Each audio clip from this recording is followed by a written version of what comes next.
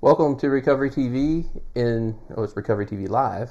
And in this episode, we are going to talk about setting boundaries, so don't go anywhere.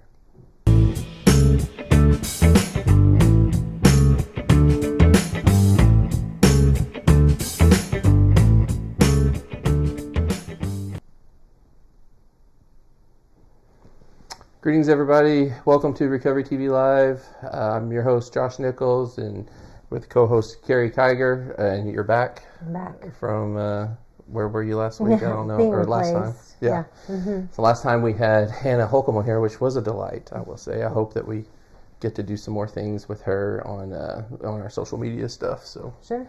She was great. So if you didn't watch that episode, I'd encourage you to go back and watch it because we talked about setting boundaries and really just facing a lot of different things during the holiday season, particularly related to betrayal trauma for couples and parents. So it turned out to be a really good episode. She had a lot of good things to say. So yeah, It's good. So in this episode, though, we're going to talk about setting boundaries in general, and we're going to talk about it too in relation to betrayal trauma, but really, who couldn't use better boundaries in their life somewhere, I feel like. Right. I think it definitely is something that everybody can use. It's probably a skill you can always be brushing up on. Right. Absolutely. Mm-hmm. So as we just try to cover that a little bit of housekeeping stuff that we like to do in the beginning, just remember this is a public forum, so if you have questions, feel free to ask them, but they are public, so if you want to ask questions anonymously, you can definitely send us an email, and we can't guarantee that we'll get to those questions on this episode, but it definitely helps us think about future episodes and things that we want to talk about and address that come from you guys. So, but let's talk about boundaries. So I think it's the perfect time because holidays. Right. This is the time when most people are blowing past their boundaries. Right. They're changing their schedules. They're overworking, whether it's to prepare for the holidays or to get end of year things done. They're skimping on regular self-care things and kind of living more moment to moment because the moments are so busy. And so this is just kind of a moment for us to talk about boundaries, right? Reminders. Yeah, and we just had Thanksgiving, and I kind of feel like Thanksgiving is like a warm-up, like prepares you for, we're going to do this again. And, it's a scrimmage. And a lot of times people have multiple things going on in December, whether it's your, different family gatherings and friend gatherings and office holiday parties, and then there's New Year's. It's also in that. So I feel like Thanksgiving is kind of like that warm-up to like, all right, we're getting into this. It's like that break of we have entered the holidays. Here we go. And if you didn't feel like that you did very well with boundaries at Thanksgiving, you're going to get a lot of opportunities in December probably to Very do that, much so. right? Yep. So I guess that's kind of a stretch on silver lining if boundaries didn't work out so well on Thanksgiving. But the December does because of our culture anyways tends to provide us a lot of opportunities to try out our boundaries and then polish them and try again, and so try to make it better and better each time. So what we want to talk about is just mainly that we have in mind like three different concepts that we've chosen that we often talk about with clients, and this isn't just a betrayal trauma thing, right? I think it is important. Boundaries become especially important this time of year for people who have been impacted by betrayal trauma, but it's important for us all. Really, and the more we can brush up on these concepts, I think the better. So. I think so too. Yeah.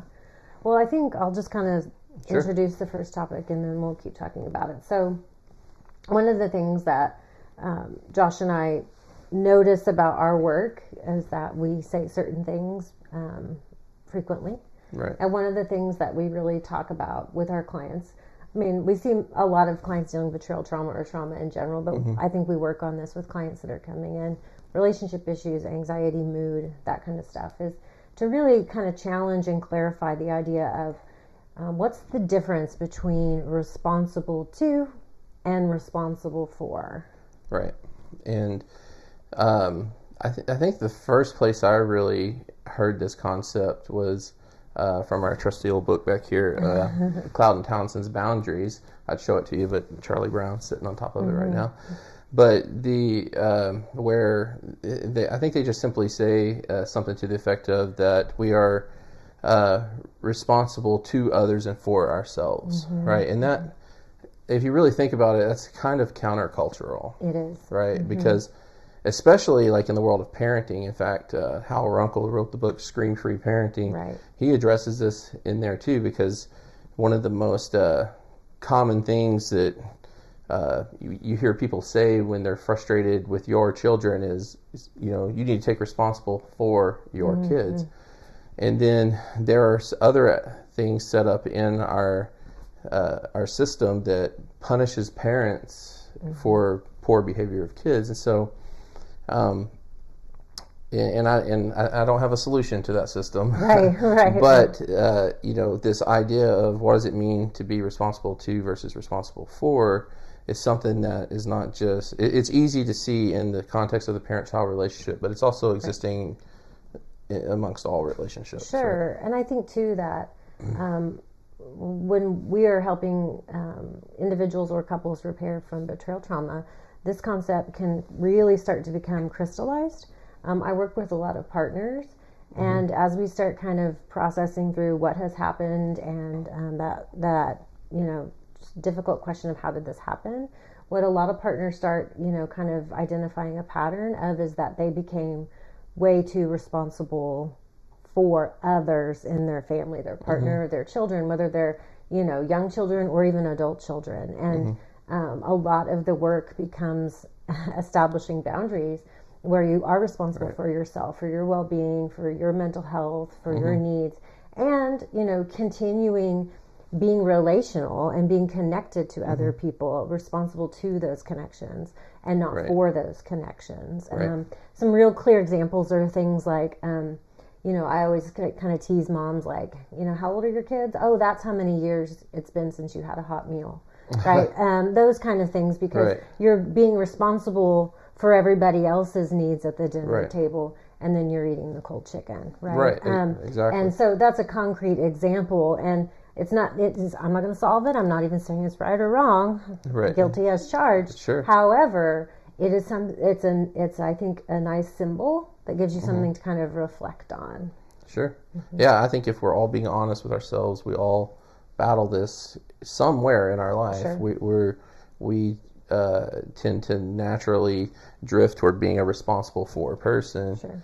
And let's just talk a little bit, like give some examples what that looks like. Okay. So the first thing, before I give examples, the first thing I want to say to that though is that a responsible for person or that type of approach to life is going to I think it's partially responsible for creating complacency in relationships.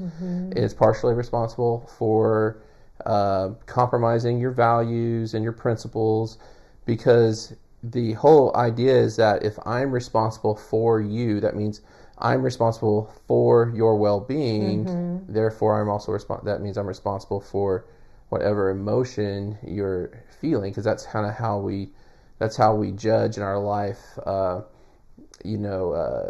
What's if things are going good or not good, or if things are dangerous or not dangerous. We have this emotional response to it. That's how one way our emotions help us. And so if I'm a responsible for person, let's just say like as a boss or something, and my employee walks in and they had something going on out in their life and they just aren't happy that day, I'm going to feel like that I need to do something about that.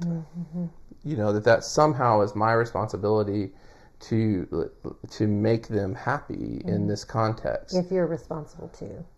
If you're responsible for. If I feel responsible for their feelings in that sense. And so as a result, I might kind of overstretch and just try to pep them up, which could lead to crossing certain boundaries, in terms of like, why is the boss always in my office, like trying to give me a pep talk, right. and because my anxiety is kicking in saying, no, this person isn't happy and it's your job to make sure they're happy. Right. Whereas a responsible to person in that situation would be able to take a step back and ask themselves, like, okay, this person came in and they're not themselves like they normally are. What is my responsibility to them, given my role in their life? And then you go from there. And you're more likely, as a responsible to person, to hold to good boundaries, to stick to your integrity, and responsible to people aren't afraid of difficult circumstances, or they're not afraid of, what if I have this responsibility to you, it could create some disruption in your life, but I'm not afraid of that. Right. Because in turn that disrupts my life too. So going back to parents, for example, discipline. It's our responsibility to discipline our children. It's not our responsibility to discipline our partners, but it is our responsibility to share not just the good things about our lives, but also the difficult things, or the things that are frustrating and or opposing thoughts or feelings and things like that. And that can be unsettling to the other person, and that's okay. It's my responsibility to share that to them. That's right. And I think even just kind of taking that the next step further is, when you hold to your responsibility for yourself, and then address things with your partner or even your children as responsibility too, you're reinforcing that they're their own person. And that they're capable. I can come to you with hard things. I can have expectations for you, and I know you can meet them. And that's really an important, as far as building identity, right? And being a family or a partnership where we have a collective identity. We are a family, we are a couple, but we're also individuals, right? So there's kind of a lot of levels to why this is important. Right.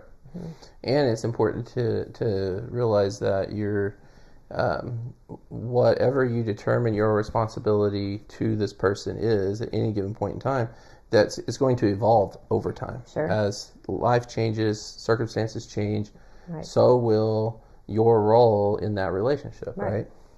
And so one thing that you can do, as if you're really if this is speaking to you, I hope that you're saying, I want to be a responsible to person. I don't want to be responsible for anybody. That's even our kids, by the way. Sure, 100%. Like, our job is to teach them to be responsible for themselves, and so, but from the moment they're born, we have responsibilities to them. So if you're wanting to be a responsible to person, I think the first step, though, is to look at the relationship and ask yourself, what's going on here? And what do I perceive this person's responsibility to be in that for themselves? Like, what does that look like for them? And then after you you have room to be wrong, okay? But after you kind of have an idea of what that is, then you're asking yourself, now what's my responsibility to them as kind of a player in their life, in a sense? Right. It's a good way to think about processing that. Yeah. So, responsibility to versus responsibility for. It's when you're dealing with betrayal trauma.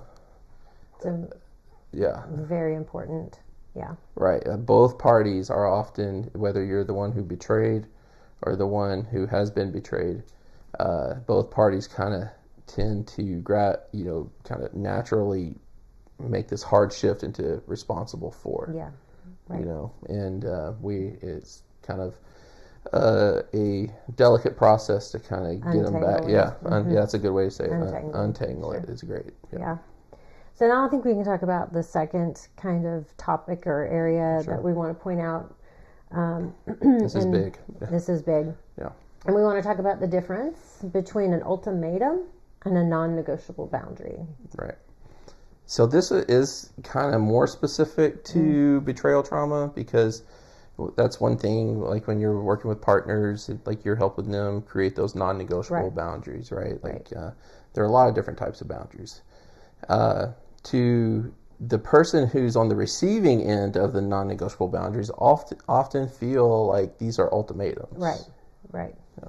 And a lot of times when people come in and say, my partner, gave me an ultimatum, I think that's probably how it feels. It feels Right. like do or die, right? This or that. And I understand that can be a feeling. Our job, though, is to help people identify the difference. And I think that probably the most powerful way to kind of discern the difference is that ultimatums are about punishment, right? Right. Ultimatums are about getting even or inflicting pain for pain's sake.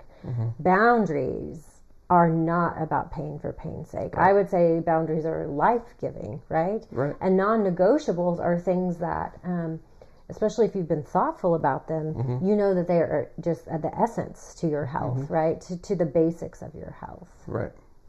Yeah, and in all fairness, it to the person on the receiving end, like oftentimes they'll say it still feels like an ultimatum because it's like, if you don't do this, then I'm going to do this, which is something that's exactly what we would work on with a partner, for example, who has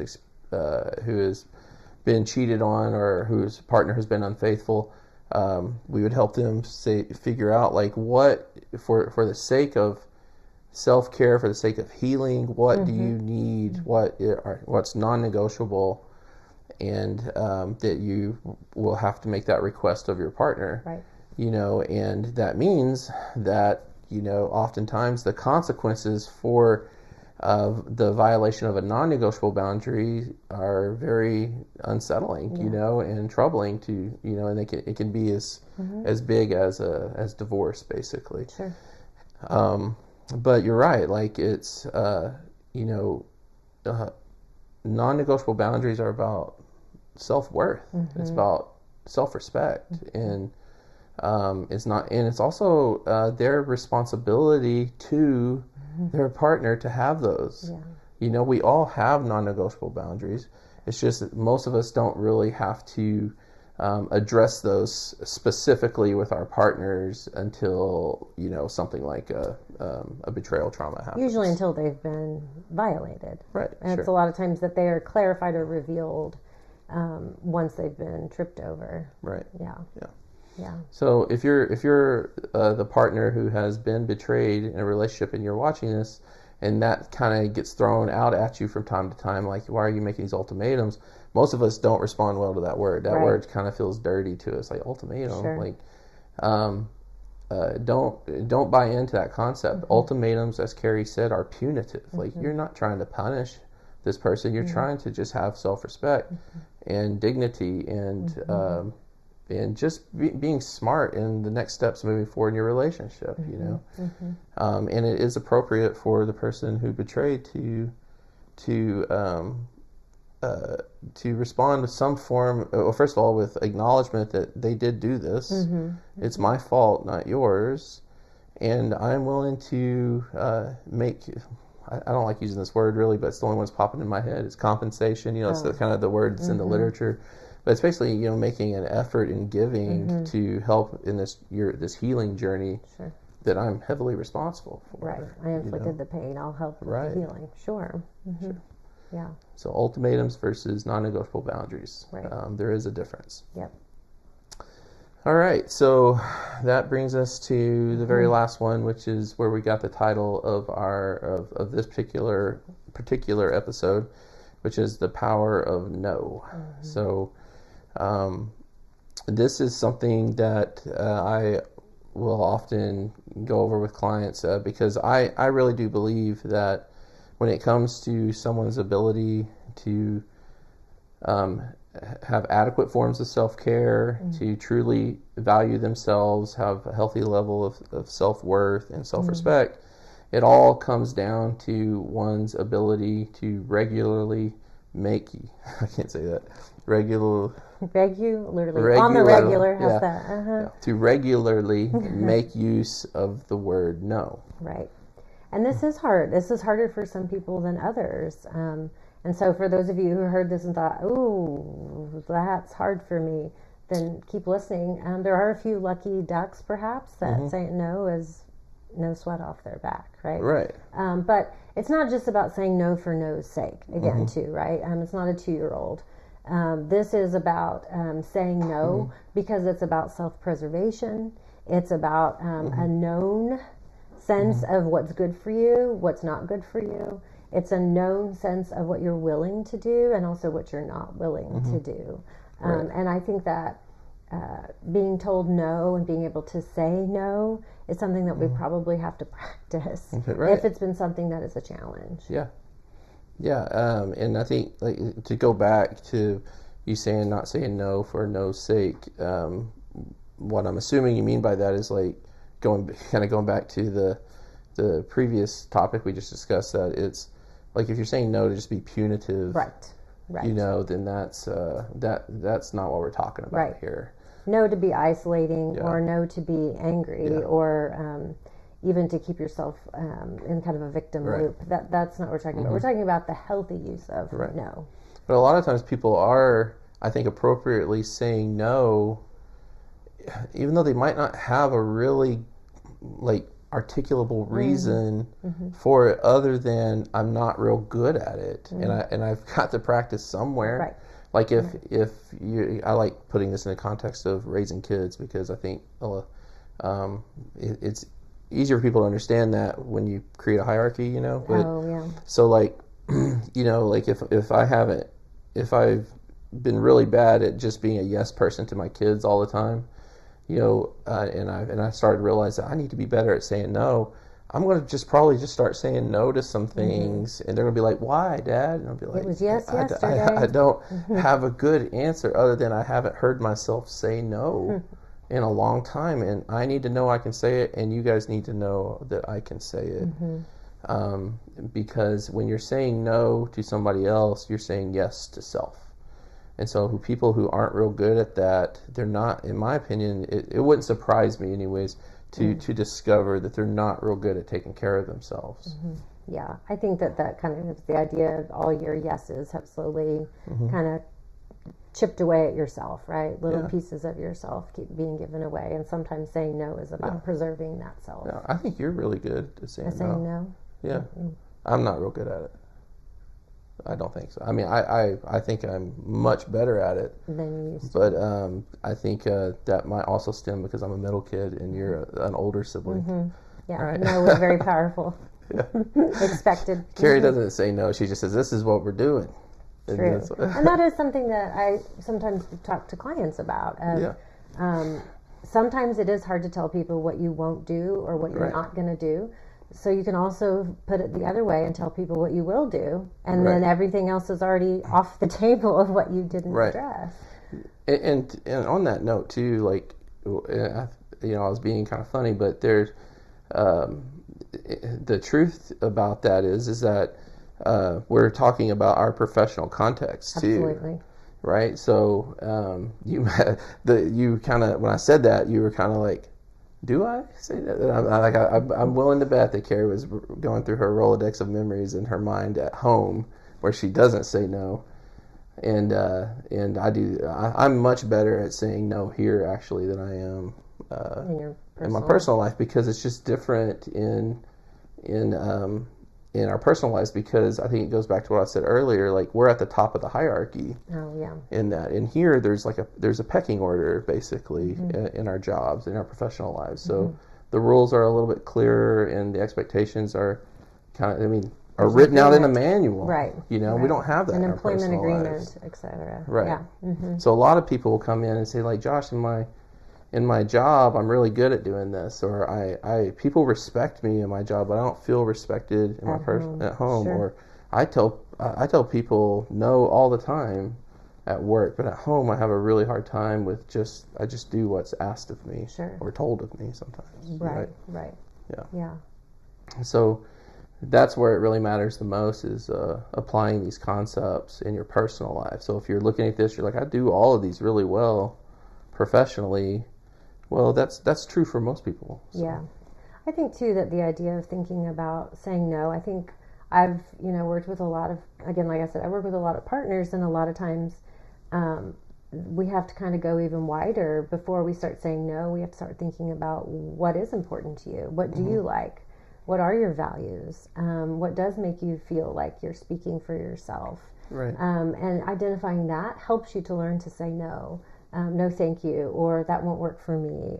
Those kind of things, because you're not just saying no from an empty position. You're saying no because you already have a clear idea through your boundaries of who you are, what's important to you, and what you're willing to do. Right, absolutely. Yeah. So that basically covers the three things for boundaries. That's all boundaries. All about boundaries. We just fixed it, guys. But no, for real, if you have a certain question about boundaries or another concept related to boundaries, because there's so much to be done. We're never done bettering ourselves in the area of boundaries amongst most areas in life. Absolutely. And so feel free to send us an email or comment on a certain boundary or issue or topic that you'd like to see covered. And if it's something that we think that we know enough about or have enough... can be helpful. Yeah. Maybe we'll just do a lot of fluff or something. Perhaps. If we need to. No. But yeah, maybe we'll end up covering that. And so... but this pretty much is going to wrap up Recovery TV Live for this year. Yeah. And we're looking at, hopefully, we're going to be visiting about looking at doing some new things for 2023. And we appreciate everybody who has supported what we do, and we look forward to doing more of this next year. Absolutely. So. Thank you all.